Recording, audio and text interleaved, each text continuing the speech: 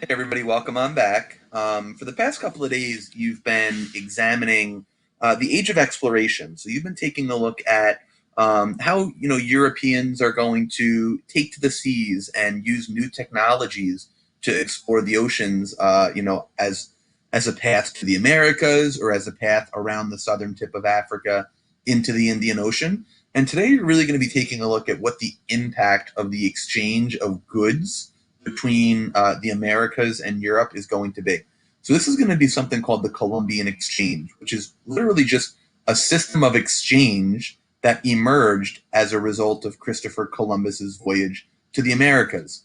So to start, the map here on the right is something that you also have on your work for today, but it might be a little bit difficult to see there. So you might have to kind of go back and refer to this map over here on the right.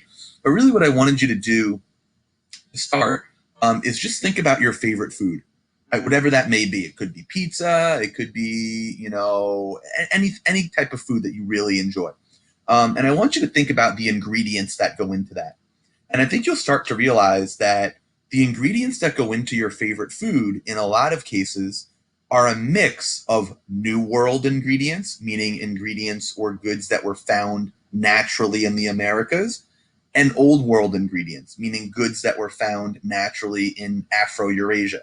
And you really see that a lot of the cuisines and the foods that we enjoy today really are a mix of Old World and New World foods, right? Pizza is a really good example. I know a lot of us, when we think of, Italian food, we think tomatoes, we think, red sauce, but tomatoes actually came from the Americas, right? Prior to the voyages of exploration, there were no tomatoes in Europe, right? So really, these cuisines are really shaped based upon this exchange between New World foods in the Americas and combining that with Old World foods in Afro Eurasia. So I want you to just kind of think about that to start, just so you can kind of see the origins of your favorite foods, your favorite cuisines, and see that, that's really a result of a lot of this worldwide mixing of goods and exchange of products, like animals and crops. Okay? So today you're really going to examine the impacts of Christopher Columbus's voyages, both the positive and the negative. So to start, I want to talk about what the Columbian Exchange is. But when Christopher Columbus returned to Spain from the Americas in 1493, he brought with him many plants and animals he found in the Americas. And if you take a look down here at this map or this image here on the bottom right, you can see there's all sorts of goods and products that originated in the New World, in the Americas, that were brought on back to Afro Eurasia, right? Things like pineapples, avocados, peppers, peanuts, tomatoes, corn, things of that nature. And these are all going to become really important to European cuisine, and specifically with potatoes, right? Serving as a really high caloric food that's easy to grow. It's very hardy, meaning it doesn't really die very easily when you're growing potatoes. So it really became a really important food for the lower class citizens of Europe, and that's going to lead to a population explosion.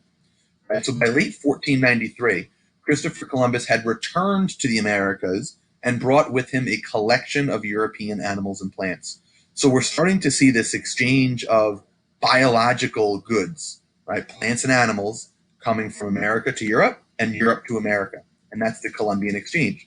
So through Columbus's voyages, the animal, plant, and bacterial life of North America and Afro Eurasia would really, really be changed and altered.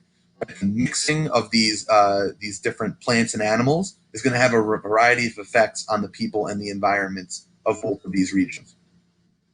So this exchange of plants, animals, and even humans, bacteria, and technology between the Old World and the New World is what we know as the Columbian Exchange. So today, your task is to determine what are the positive impacts of the Columbian Exchange and what are the negative impacts of the Columbian Exchange. Now, I think you can see by this map or these two images right here, the map and the graph, that there's definitely some positive impacts in terms of the exchange of plants and animals, diversifying diets and cuisines, but also there's incredibly, incredibly negative impacts, right? Slave trade, disease, and native populations being, effectively wiped out. So your task for today is to examine the positive and negative impacts of the Columbian Exchange. So you're going to be doing a little digital gallery walk. In your document, you'll see that there's like a little T-chart, positive effects, negative effects, and below that, there are some documents for you to examine.